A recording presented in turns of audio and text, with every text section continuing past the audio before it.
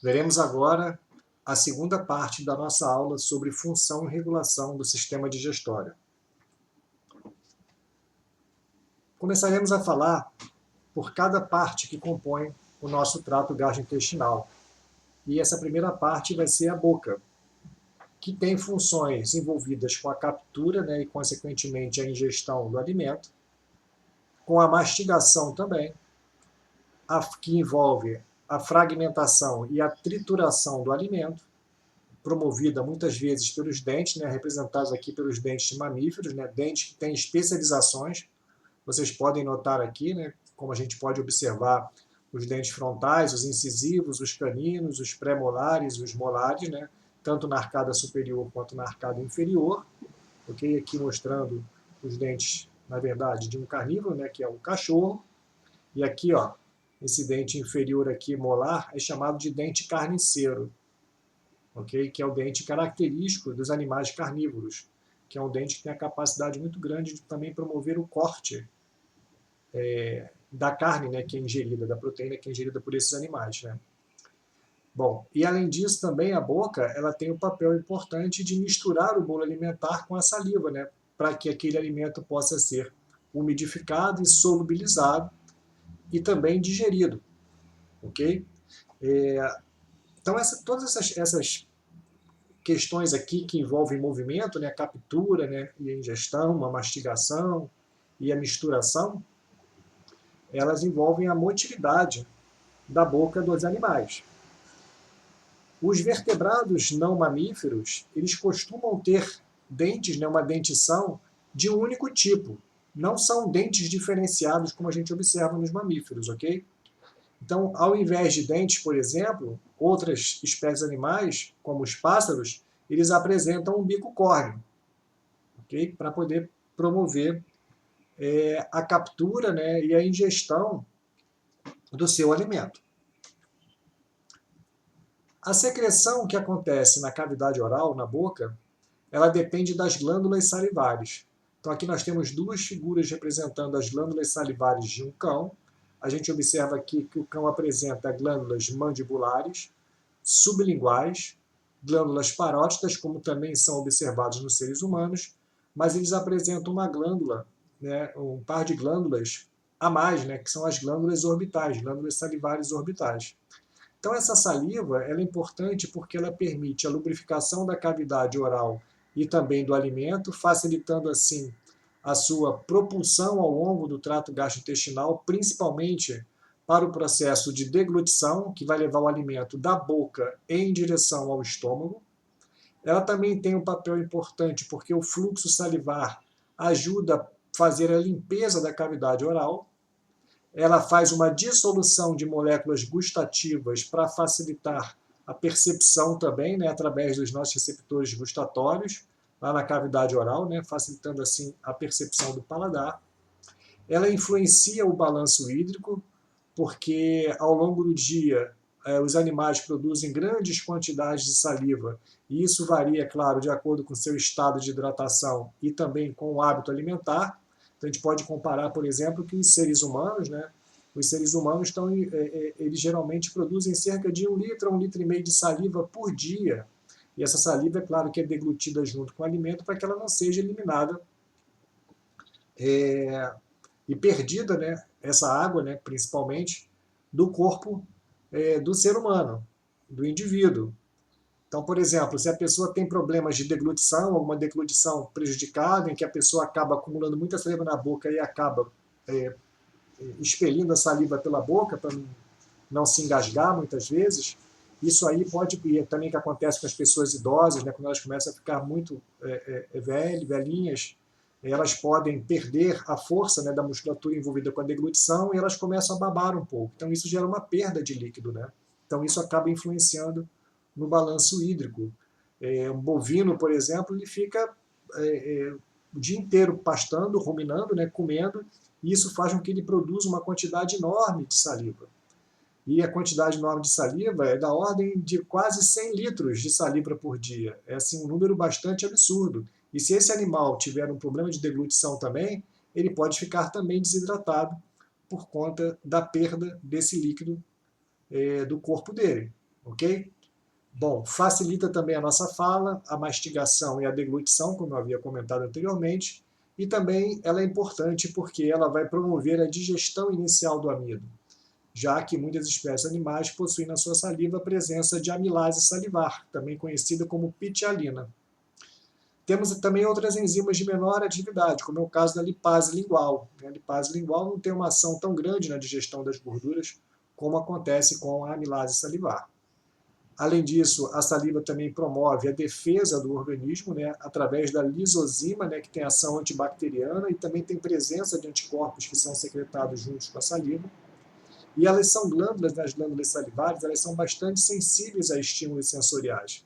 Então, estímulos mecânicos, a presença do alimento na boca, ou também estímulos gustativos, e até mesmo estímulos olfativos, e a própria visualização do alimento, já fazem uma fase, que a gente pode chamar de uma fase cefálica, da salivação, em que esses estímulos, em que o alimento ainda não chegou na cavidade oral, mas que ele pode promover um aumento da salivação. Basta a gente, muitas vezes, com a nossa experiência, pensar durante o horário do almoço no alimento que a gente gosta muito, ou de sentir o cheiro desse alimento, isso já gera uma salivação, que a gente chama de água na boca, ok? O controle do fluxo salivar, da produção de saliva, é feito pelo sistema nervoso autônomo, tanto simpático quanto parasimpático, ok? E é curioso porque a atividade autonômica simpática e parasimpática aumentam a síntese e a secreção da saliva. Só que quem mantém isso de forma contínua é a atividade parasimpática. Por quê? Porque a atividade simpática, se ela for mantida por muito tempo, ela vai fazer com que aconteça uma vasoconstrição dos vasos sanguíneos, das arteríolas, que levam o sangue em direção às nossas glândulas salivares, as glândulas salivares do animal. Então, isso resulta num aporte menor dos substratos para a produção de saliva. E acaba que a atividade autonômica simpática aumentada, por exemplo, situações de estresse, ela deixa a nossa boca ressecada, porque ela diminui o fluxo, a produção e o fluxo de secreção salivar, correto? Então a gente pode observar aqui que a nossa saliva, as nossas glândulas salivares, a parótida, a sublingual e também a submandibular, elas podem apresentar algumas diferenças, como por exemplo, a parótida é uma glândula exclusivamente que a gente chama de serosa, com S, porque ela secreta apenas enzimas, enquanto que a sublingual secreta muco, enzimas e um pouquinho de líquido, enquanto que a sublingual secreta praticamente muco, e a submandibular, o muco e enzimas também. Então você pode ter aqui glândulas que produzem apenas as enzimas com, claro, o seu conteúdo aquoso, e outras glândulas que produzem muco e enzimas, e umas que produzem simplesmente apenas o muco e o líquido. Ok? E os cães, se a gente for comparar, por exemplo, todas as glândulas salivares dos cães, elas produzem tanto muco como também as enzimas. Bom, esse alimento que está na boca após a mastigação, e a trituração e a redução daquele bolo alimentar em partículas menores, ele vai sofrer um processo chamado de deglutição, que, como eu comentei anteriormente, nada mais é do que a passagem do bolo alimentar da cavidade oral em direção ao estômago. E para isso, nós vamos observar 3 fases desse processo. Uma fase, que é a fase oral, onde a língua vai empurrar o bolo, esse bolo alimentar, contra o palato mole aqui, contra o palato mole, disparando o reflexo da deglutição. Então, informações sensoriais vão partir dessas estruturas da região posterior da nossa boca, ok? Vão levar essas informações para os centros de deglutição localizados no tronco cefálico, mais especificamente no bulbo, ok? E de lá vão ser enviadas informações que retornam para estimular e controlar toda a movimentação da musculatura, desde a região faríngea, ok? Até a região esofágica, mais abaixo. Então, essa primeira etapa, o palato mole se eleva, fechando a nasofaringe. Então, impede que o alimento vá também em direção, por exemplo, à cavidade nasal do animal. Ok? A epiglote, por sua vez, quando o alimento está começando a ir no final, no início dessa fase oral, que ele está começando a descer em direção à faringe, ela ainda está aberta, olha aqui, ó, e a passagem em direção à laringe também tá aqui presente, ó. O ar está podendo passar por aqui, ok? O animal, é claro que não vai respirar, porque vai fechar nesse momento inicial aqui o palato duro, fechando a cavidade, né, que a gente chama de oronasal, ok? Ou nasofaringe, perdão, nasofaringe, né? É o nome correto. A segunda fase desse processo de deglutição é chamada de fase faríngea. Por quê? Porque agora esse bolo alimentar atinge a faringe e promove a distensão da parede da faringe. E, ao mesmo tempo, esse bolo alimentar ele empurra a epiglote para baixo, fechando a passagem em direção à laringe, ou seja, em direção às vias aéreas, de forma que o alimento não caia em direção às vias aéreas. Quando isso acontece, a gente sofre aquilo que a gente chama de engasgo e a gente tosse, né, gerando contrações fortes dessa região da laringe para expulsar esse corpo estranho que entrou nas vias aéreas, ok?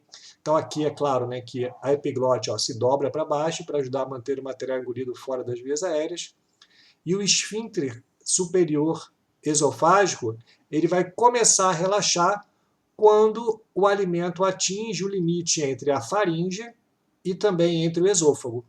Quando esse esfíncter esofágico superior relaxa e ele se abre, né, ele permite então a passagem do alimento em direção ao esôfago. E aí se inicia a terceira fase da deglutição, que é a fase esofágica. Então o alimento se move para baixo no interior do esôfago, propelido por ondas peristálticas e auxiliado também pela gravidade. Embora a gravidade contribua, ela não é essencial. É possível se alimentar, né, simplesmente e permitir que o bolo percorra todo o esôfago até chegar ao estômago, simplesmente pelas ondas contráteis, né, peristálticas, que são controladas pelo centro de deglutição. Então, conforme o alimento vai passando e vai distendendo uma determinada região, aqui, dessa cavidade do esôfago, informações sensoriais vão sendo enviadas para que o centro de deglutição saiba exatamente em que ponto aquele alimento está. E ele possa, então, mandar informações, respostas, né, para que controle o processo, né,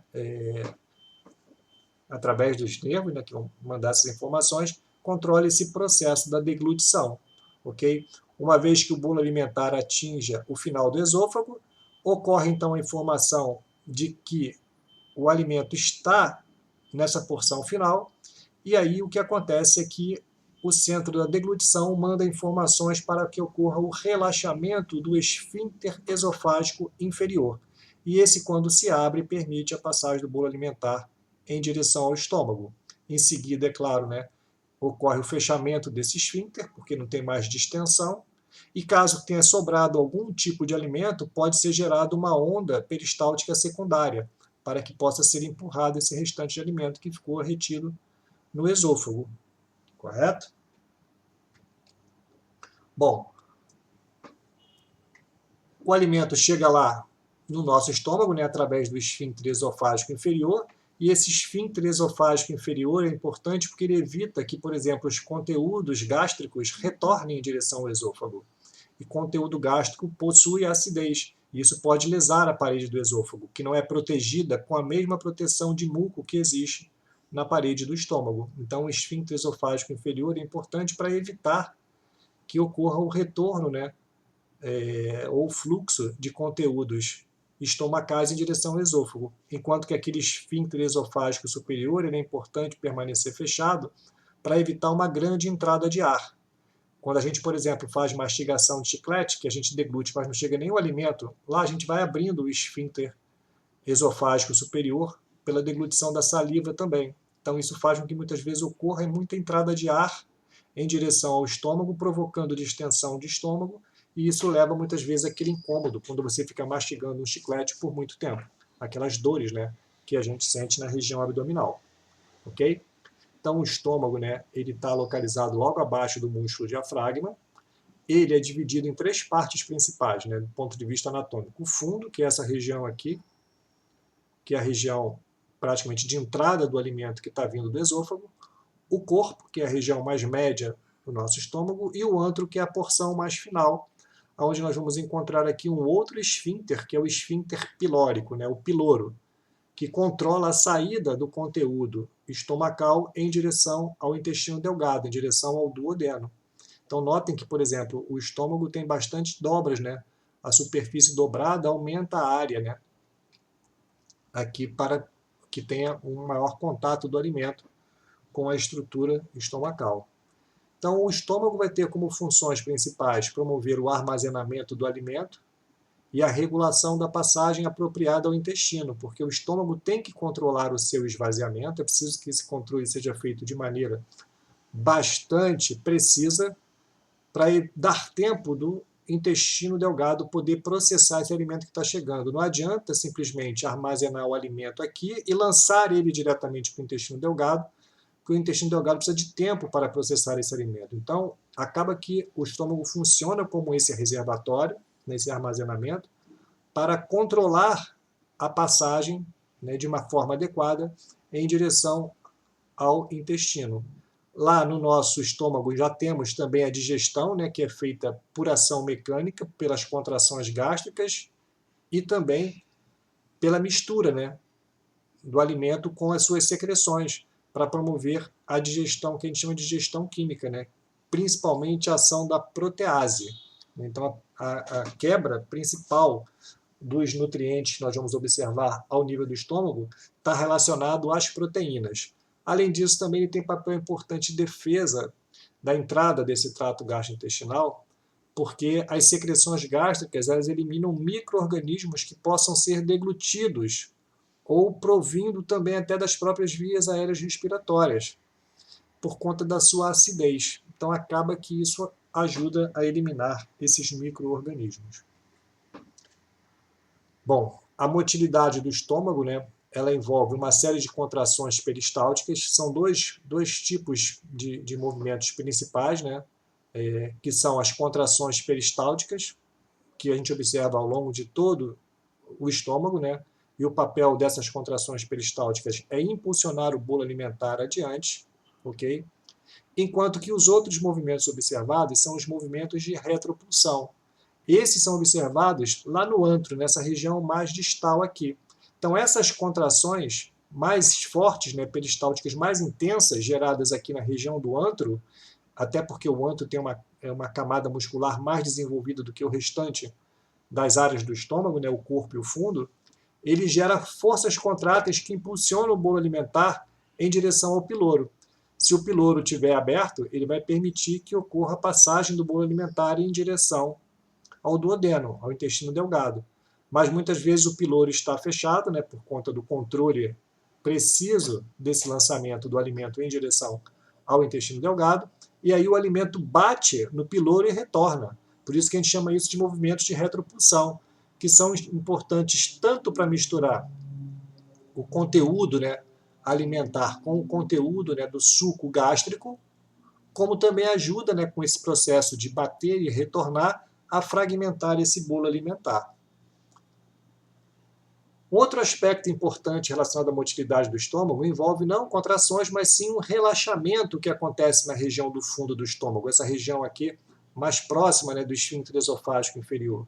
Então esse relaxamento é chamado relaxamento receptivo, para criar uma zona de baixa pressão, para que assim o alimento possa chegar aqui e ser armazenado. Okay? Então tem um papel importante de armazenamento. Bom, mesmo quando a gente não está com o processo digestivo acontecendo ao nível do estômago, ou seja, a presença do alimento lá no estômago, nós observamos também, né, uma atividade motora que acontece nesses períodos, né, que a gente chama de períodos interdigestivos, período de jejum, podemos chamar assim.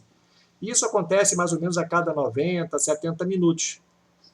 E essa atividade motora ela é chamada de complexo mioelétrico migratório, CMM. Ele é desencadeado a partir dessa região aqui, que é a zona de marca-passo, onde nós temos células lá da muscular externa, que elas conseguem disparar potenciais, né, de ação que levam à atividade de controle da musculatura externa do músculo. E isso gera, a gente chama de migratório, porque essa atividade ela se propaga ao longo de todo o estômago, passando em direção ao intestino delgado, chegando até o intestino grosso. Então, isso aí faz com que a gente tenha, na verdade, um processo, né, durante esse período interdigestivo de limpeza, porque muitas vezes podem ficar resíduos no estômago, né, do processo digestivo que já aconteceu anteriormente, né, ou também no intestino, seja ele delgado ou grosso. E aí esse complexo mioelétrico, né, migratório, mioelétrico tem uma atividade elétrica que se propaga e junto com a atividade elétrica vai sendo gerada também uma onda contrátil, né? Ela impulsiona esse alimento para que você faça uma limpeza, como se estivesse preparando o trato gastrointestinal para uma próxima refeição, né? Isso aí é claro que é comandado, todo esse processo de atividade, propagação, né, dessa onda elétrica e também contrátil, ela é comandada pela inervação intrínseca lá dos plexos entéricos, ok? Bom, o estômago também é responsável por promover, né, a secreção. Né? A secreção e as secreções gástricas envolvem o suco gástrico, né, que tem o seu componente enzimático, e também o muco, né, muco e bicarbonato. Então a gente nota aqui, né, que nós temos como se fosse um aumento aqui da parede, né, do nosso estômago, mostrando aqui, né, essas fossas gástricas, nessas aberturas que levam a essas estruturas, que são estruturas que a gente chama de estruturas glandulares. Okay? Então são glândulas estomacais ou glândulas gástricas. E nessas glândulas gástricas nós observamos a presença na região do epitélio, né, de várias células especializadas em desempenhar alguma função fisiológica. Por exemplo, as células mucosas do colo, representadas aqui em azul, elas são importantes porque elas produzem o muco que vai revestir internamente a parede do estômago, dando proteção a essa parede do estômago, né? Na verdade, elas mandam muco e também bicarbonato, ok? Isso aí cria uma barreira física entre o lume e o epitélio, e o bicarbonato ajuda a tamponar o ácido gástrico para evitar dano ao epitélio, ok? Além dessas células, observamos um outro grupo de células, representadas aqui como essas células meio roxas, que são as células parietais, que são importantes para a secreção do ácido gástrico, né, o HCl, ou ácido clorídrico, e também o fator intrínseco. O papel do ácido clorídrico é promover a ativação da pepsina e também matar micro-organismos. Enquanto que o fator intrínseco é importante para se combinar com a vitamina B12 ingerida na nossa dieta e dessa maneira permitir a sua absorção correta e adequada. Ok? O outro tipo de célula que a gente observa são células chamadas células semelhantes às enterocromafins, aqui representadas em azul aqui, e aqui elas são representadas por essas células aqui verdinhas, ok? Essas células enterocromafins, né, elas ficam localizadas um pouco atrás, né, do epitélio, ok? Secretam aquele paráquino que a gente falou que regula o funcionamento do trato gastrointestinal, que é a histamina. E o papel da histamina é estimular a secreção de ácido gástrico, correto? Temos também outro tipo de célula chamada de células principais, que são as células que produzem as enzimas, né? O componente seroso desse suco gástrico. Então, essas células principais do epitélio secretam a pepsina, né? Na verdade, o pepsinogênio, que depois vai ser convertido a pepsina pelo pH ácido do estômago, ok? E também a lipase gástrica. O pepsinogênio digere proteínas e a lipase gástrica digere gorduras. Além dessas células, né, que nós estamos vendo aqui, né, células secretoras paráquinas, células que secretam, né, para a luz do trato gastrointestinal, que seriam células exócrinas, nós também observamos células endócrinas, como é o caso da célula, células endócrinas no caso da célula G, que secreta a gastrina. A célula D é uma célula paráquina também, porque a somatostatina atua de maneira local, né? Então, as células G secretam a gastrina. A somatostatina, a gente já comentou, ela tem a ação, né, de inibir a secreção do ácido gástrico, enquanto que a célula G, que estimula a secreção de gastrina, ela vai promover a secreção desse ácido gástrico. Ok? Só para a gente ter uma ideia de como é que acontece, né, a secreção desse ácido clorídrico, Esse ácido clorídrico, né, o HCl, ele é secretado a partir de um trabalho ativo, né, onde nós temos aqui uma bomba de próton potássio ATPase.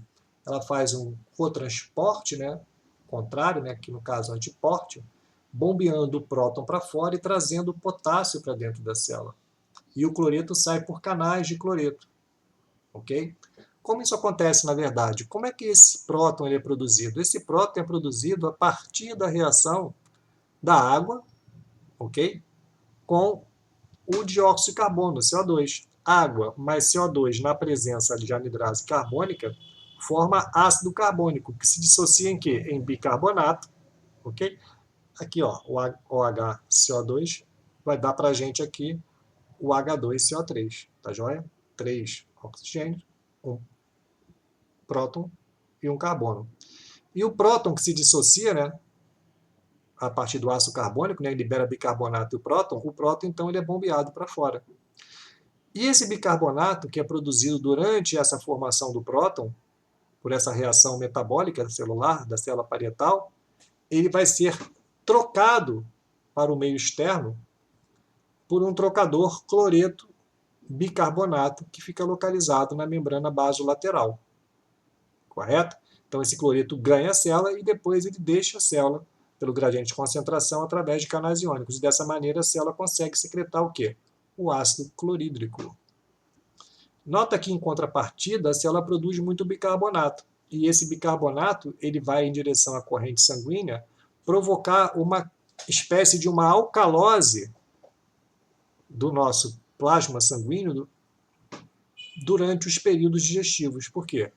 Durante o período digestivo ocorre a estimulação para aumento da secreção de ácido clorídrico e a contrapartida é a produção de bicarbonato. Então isso gera uma alcalose que a gente chama de alcalose pós-prandial. Ok? Então tem uma tendência de alcalinizar o sangue do animal durante a fase digestiva. Aqui tem a figura de um ornitorrinco. Bom, como é que é feita a regulação dessa secreção gástrica, né, desse suco gástrico? Né? Então, as fases da secreção gástrica elas podem ser divididas em 3 etapas. Uma fase cefálica, que envolve também né, o simples pensar no alimento, sentir o cheiro do alimento, observar o alimento antes que o alimento chegue no intestino, no estômago, já ocorre um aumento da secreção gástrica. Então, o alimento né, e os reflexos cefálicos podem estimular a secreção gástrica de gastrina. O próprio paladar também, né? O alimento não chega, está na boca, mas o paladar, o olfato, eles vão estimular a secreção gástrica de gastrina, histamina e, consequentemente, do ácido. Ok? Por quê? A nossa célula parietal que secreta o ácido clorídrico, ela é sensível à gastrina, né? A gastrina tem ação estimulatória sobre ela. Além disso, ela também pode ser estimulada aqui, ó, pelo estímulo via nervo vago, através do nervo vago, né, aquelas informações sensoriais né, que chegaram, são mandadas para os centros de controle autonômicos e vão ser levadas pelo nervo vago em direção à célula parietal, uma ação direta da atividade autonômica parasimpática. Então aqui já temos 2 mecanismos atuando conjuntamente, né? A gastrina e também aqui, no caso, o neurotransmissor acetilcolina, que é utilizado pela divisão parasimpática, lembram? Ok? Além disso, a gente nota que a histamina também tem papel de estimular a célula parietal. E a histamina, que é produzida pelas células enterocromafins, ok? Ela é estimulada por quem? Ela é estimulada tanto pela própria gastrina, como também pela acetilcolina, que vem pela atividade autonômica parasimpática. Ou seja, a atividade autonômica parasimpática aumentada, ela já vai promover a estimulação da histamina, que vai estimular a célula parietal e vai estimular diretamente a célula parietal a liberar também o seu ácido clorídrico. E uma vez que nós tenhamos aqui né, a presença de alimento né, no lúmen do estômago, né, a gastrina estimula a secreção ácida por ação direta nas células parietais ou indiretamente por meio da histamina, aquilo que a gente comentou.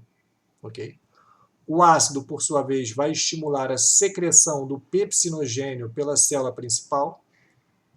Então, essa estimulação ácida aqui faz com que ocorra a estimulação do pepsinogênio na célula principal. Então, o ácido aqui estimula o receptor, o neurônio sensorial entérico, que manda a informação em direção à célula principal. É um reflexo local, né? Então, isso faz com que ocorra a secreção de pepsinogênio.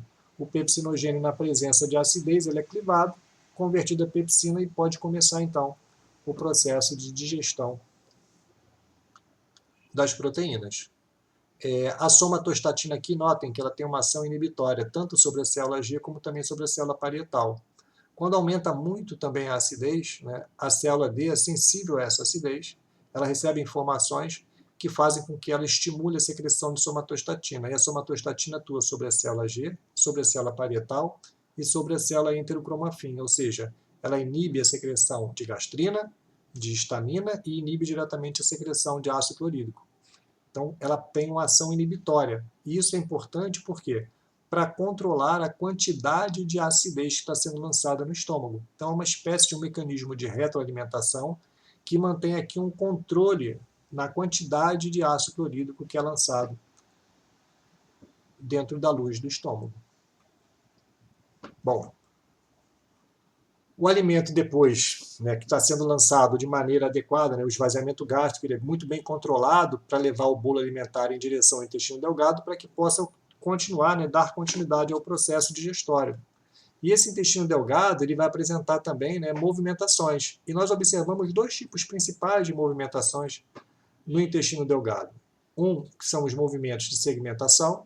Eles ajudam a misturar o bolo alimentar com as secreções pancreática e biliar. Não existe aqui uma impulsão, né, do bolo alimentar.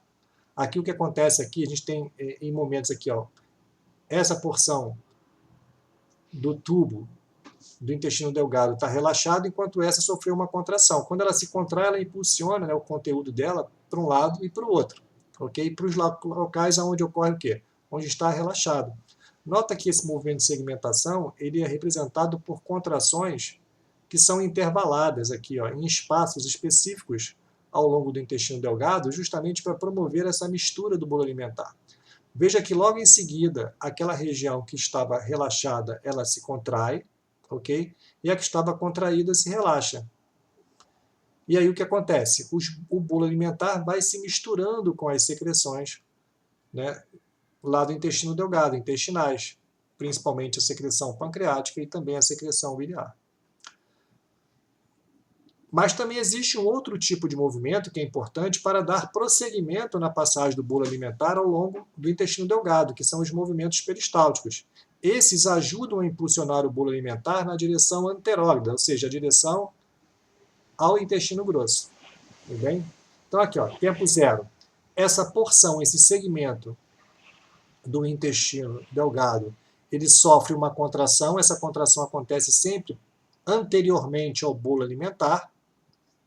Isso cria uma onda de pressão que vai impulsionar o bolo alimentar à frente. Por quê? Porque esse segmento aqui ele está relaxado. A gente chama de segmento receptivo. Ele está relaxado, gerando uma pressão menor no seu interior. Por diferença de pressão, o bolo alimentar, né, que é um fluido, ele flui em direção ao segmento receptivo. Quando chega ali, né, é claro que ele está distendendo essa parede, estimula receptores sensoriais que agora vão controlar a contração que acontece anteriormente ao bolo e dessa forma, né, o bolo alimentar, né, alguns segundos após, vai sendo impulsionado para frente, né, para seguir adiante ao longo de todo o intestino delgado. Então, esses são os dois tipos principais de movimentação do intestino delgado, os movimentos de segmentação e os movimentos peristálticos. Bom, o intestino delgado vai ter especializações morfofuncionais, né, justamente que vão promover uma maximização da área de superfície, porque é ao nível do intestino delgado que a gente vai observar o processo de absorção dos nutrientes, dos produtos da digestão dos nossos alimentos. Então, nós observamos aqui uma série de vilosidades e também estruturas que a gente chama de criptas aqui, ok? Esses lumen, o lumen da cripta, né, aqui é onde é lançado uma série de moléculas ou de secreções importantes para o nosso trato gastrointestinal. Então, aqui a gente observa aqui, né, é que ocorre uma especialização. Além das vilosidades, nós observamos também ao nível das células microvilosidades para aumentar ainda mais a área de superfície absortiva no intestino delgado. Por conta de parecer umas franjinhas, a gente chama muitas vezes a porção apical dos enterócitos do intestino delgado de borda em escova, né? São as células da borda em escova, por conta dessa quantidade enorme de vilosidade, de microvilosidades, perdão. Além das vilosidades, temos também as microvilosidades, que aumentam muito a área de superfície. Bom, as secreções intestinais envolvem duas principais secreções, a bile e o suco pancreático. A bile, né, ela é formada, né, por sais biliares, pigmentos e também por colesterol. E tem a presença de fosfolipídios e outras estruturas a mais. A bile ela é sintetizada pelo fígado. Okay? O fígado é o maior órgão interno da gente. Tá joia? Ele está localizado também logo abaixo do diafragma, próximo ao estômago. Okay? E fica mais localizado do lado direito. Isso nos seres humanos. Esse fígado é importante porque ele desempenha papéis fundamentais de metabolismo de glicose e gorduras, síntese de proteínas, muitas proteínas plasmáticas são sintetizadas no fígado, síntese de hormônios, produção de ureia, destoxificação, ou seja, desintoxicação, né, do animal, e também funciona como local de armazenamento energético. Já a vesícula biliar, ela recebe, na verdade, a bile que é produzida pelos hepatócitos, né, que é mandada pelos dutos hepáticos aqui, são levados em direção à vesícula biliar e o papel dela é armazenar a vesícula biliar. E ela também faz isso concentrando a vesícula biliar. Ela gera a remoção de parte do líquido que vem secretado junto com a bile pelos hepatócitos e ela concentra aqui cerca de quase 5 a 10 vezes, pelo menos para mamíferos e humanos, tá? Comparado com 5 a 10 vezes mais concentrado comparado com aquela bile que é lançada pelo fígado. E ela fica armazenada aqui para que possa ser lançada nos momentos, né, digestivos em direção à luz do nosso intestino delgado, lá no duodeno. Então, esse duto aqui, né, é o duto colédoco, né, que ele é um duto que ele é comum, né, para levar produtos diretos produzidos sintetizados pelo fígado e também sintetizados ou metabolizados, também pode ser metabolizado, e também aqui a nossa bile. A regulação do esvaziamento, né, da vesícula biliar e da síntese também de bile pelo fígado, ela é feita pelo hormônio colecistocinina. Então, essa colecistocinina, que é produzida por essas células I, como nós vimos anteriormente no intestino delgado, elas são estimuladas por esse hormônio, e isso faz com que ocorra também não só a síntese a síntese da bile lá ao nível dos hepatócitos, mas também a remoção, né, a secreção da bile por conta da contração da vesícula biliar promovida pela colecistocinina. E além disso, a colecistocinina também promove o relaxamento do esfíncter, né, aqui que é chamado de esfíncter de Oddi, vamos falar dele mais à frente também, que ao relaxar permite a saída, né, aqui dos conteúdos, tanto da bile, como também nós vamos observar depois que aqui também tem a saída dos conteúdos pancreáticos, tá bom? Vamos lá. Além, é claro, da bile, uma outra secreção importante do intestino delgado é o suco pancreático, né? Então, nós temos um suco pancreático, ele é composto por enzimas digestórias e também por líquido, né? Incluindo aí, dentro desse líquido, íons, como é o caso do íon bicarbonato de sódio. Então, o íon bicarbonato vai ser importante porque ele vai ajudar a tamponar a acidez que veio junto com aquele quimo, né?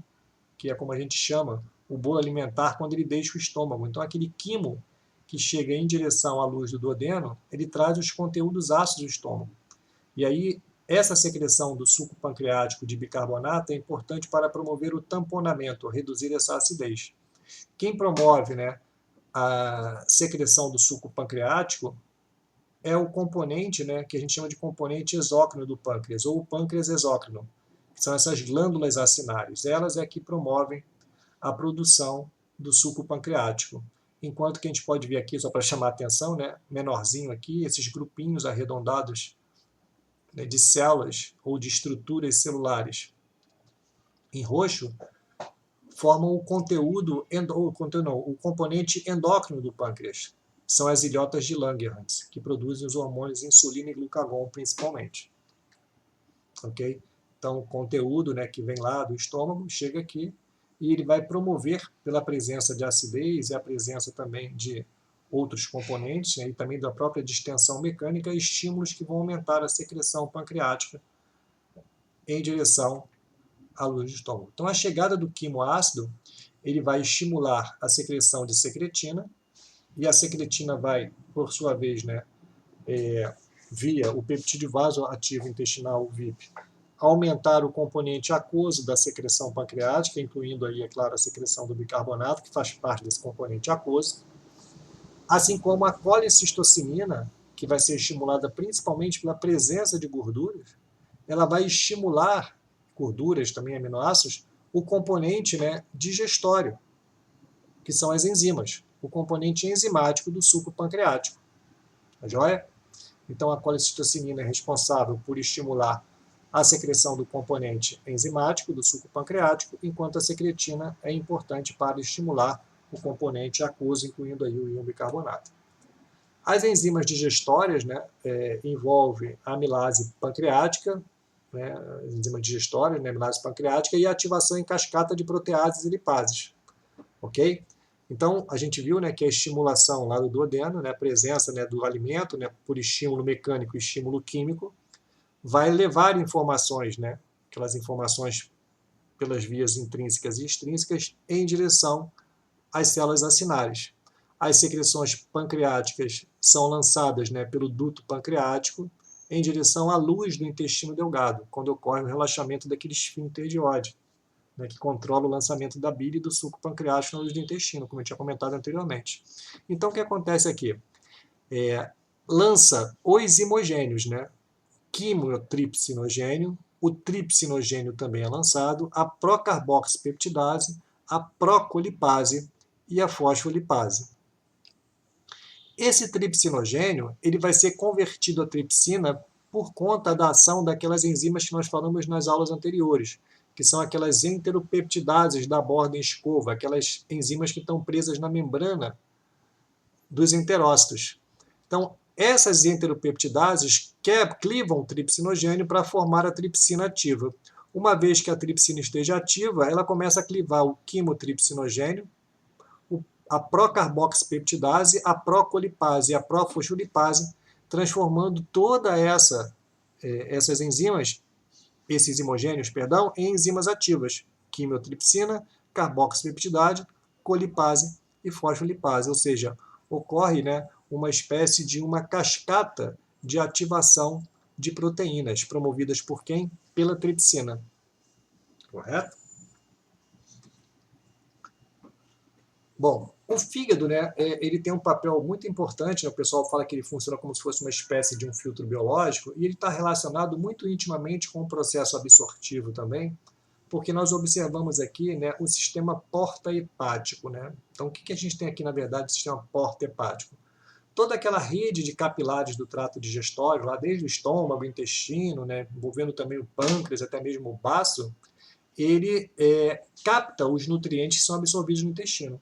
Então, o sistema entérico, né, de capilares entéricos, captam tudo aquilo que está sendo absorvido, aqueles nutrientes. E aí essa rede de capilares, ela vai ser levada em direção ao fígado pela veia porta. Veia porta é sempre aquela veia que conecta uma rede de capilares com outra rede de capilares. Quais são os capilares? Os capilares hepáticos, aqui. Então, os nutrientes que são absorvidos, eles passam primeiro pelo fígado. E o fígado é importante porque ele tem essa ação de filtro biológico, que é desempenhado muito pelas enzimas dos hepatócitos, como, por exemplo, as isoenzimas da família da citocromo P450. Essas enzimas vão promover, né, a metabolização de muitos componentes presentes, né, e que foram absorvidos, presentes lá nessa rede de capilares, e que foram absorvidos pelo trato gastrointestinal. E isso ajuda, por exemplo, na metabolização de fármacos e também de xenobióticos. Xenobióticos são produtos que vêm juntamente com a alimentação. Por exemplo, a gente quando está ingerindo aí folhagens, né, verduras, por exemplo, e a gente sabe que é utilizado, né, agrotóxico, né, pesticidas, inseticidas, esses são agentes xenobióticos, são agentes, né, que são externos, né, estranhos àquele alimento, mas que estão junto dos alimentos. E aí é claro que isso vai ser metabolizado pelo fígado, que funciona como essa espécie de filtro biológico. Além, é claro, né, de ao receber aí os produtos da digestão, ele poder, por exemplo, fazer o armazenamento de glicose, né, sob a forma de glicogênio, metabolização de gorduras e uma série de outras ações metabólicas desempenhadas pelo fígado. Bom, o alimento, depois de ser completamente absorvido, né, no intestino delgado, né, os nutrientes são absorvidos no nível do intestino delgado, eles passam em direção, aqui, né, do intestino delgado, eles vão em direção ao intestino grosso. Então aqui nós temos a representação de 3 intestinos grossos distintos, no caso aqui de humanos, né, de mamíferos humanos, e aqui mamíferos não humanos, aqui no caso o cão, e aqui embaixo um equino, só para mostrar como existem diferenças com relação a essa distribuição e esse arranjo, né, do intestino grosso dessas espécies animais. Então, aqui nos animais mamíferos, né, onde nós nos incluímos, humanos, primatas, a gente observa aqui o cólon com o cólon ascendente, com o cólon transverso, o cólon descendente, o cólon sigmoide aqui no final, e finalmente o reto e o ânus. Se a gente comparar aqui com o cão, a gente nota que esse cólon transverso ele não é tão distinto assim, né, tão distinguível assim, como a gente observa em mamíferos primatas, né, no caso aqui dos humanos, né. E o cavalo apresenta uma diferença, você vê que é bem mais simples, né, e o cavalo apresenta aqui o equino, né, um intestino grosso muito mais extenso do que, por exemplo, é observado nos cães. Tudo isso por conta dos hábitos alimentares, né, e o processo digestório ser distinto. O intestino grosso vai ter como função principal promover a absorção de sais, né, de íons e de água. Então aqui está mostrando para a gente a parede, né, do intestino, também a gente observa lá, né, as aberturas, né, das glândulas intestinais. Aqui, onde observamos células globosas, né, que secretam muco, para fazer a proteção também da parede, diminuir também o atrito do alimento não, daquilo que está já praticamente quase fezes, né, sendo formadas no intestino grosso, para que evite o atrito, né, um atrito que possa causar uma lesão mecânica na superfície desse intestino. Okay? Bom, como é que é feita a absorção de sódio, potássio, cloreto e água ao nível do intestino grosso? Então o sódio ele vai entrar nas células por múltiplas vias, ó, através de canais iônicos, né, para o sódio, ele pode ser absorvido. Ele pode ser absorvido junto, né, com transporte, uma difusão facilitada, um transporte acoplado com o cloreto. Ele também pode ser trocado, né, pelo próton, um outro mecanismo, ok? Ele também pode entrar junto com alguns outros solutos orgânicos que estejam presentes ainda nessa região, embora isso aqui seja muito pouco, comparado com aquilo que é observado no intestino delgado, tá? Mas pode acontecer também. Então, dessa maneira, o sódio é absorvido. E o cloreto é absorvido nessa troca com bicarbonato, além daquele transporte acoplado ao sódio. E água e potássio, eles são absorvidos através daquela via paracelular, entre as células. Por quê? Porque a absorção de sódio de cloreto de sódio, cria um gradiente osmótico favorável para que ocorra a absorção, então, de água, que pode trazer com ela aí outros íons, como é o caso do potássio. A regulação de todo esse processo absortivo, que acontece de água e de íons ao nível do nosso intestino grosso, é regulado por mecanismos neuroendócrinos, como é o caso da ação da aldosterona, que vai aumentar a reabsorção do sódio, ok?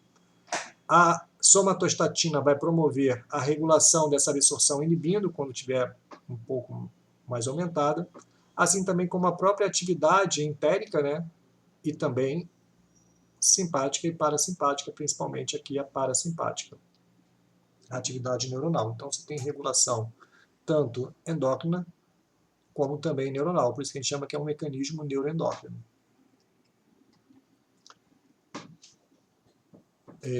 E para finalizar, né, a última etapa, né, do sistema digestório vai envolver o que a gente chama de defecação, que envolve a eliminação de sais, muco, fibra, celulose e outros compostos não digeríveis, muitas vezes pelo animal, ou aquilo que não foi absorvido.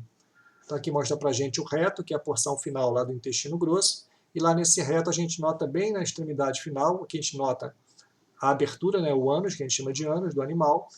Aqui nós temos um esfíncter anal externo e um esfíncter anal interno, ou seja, nós temos músculos que se mantêm contraídos para fechar a saída do trato gastrointestinal.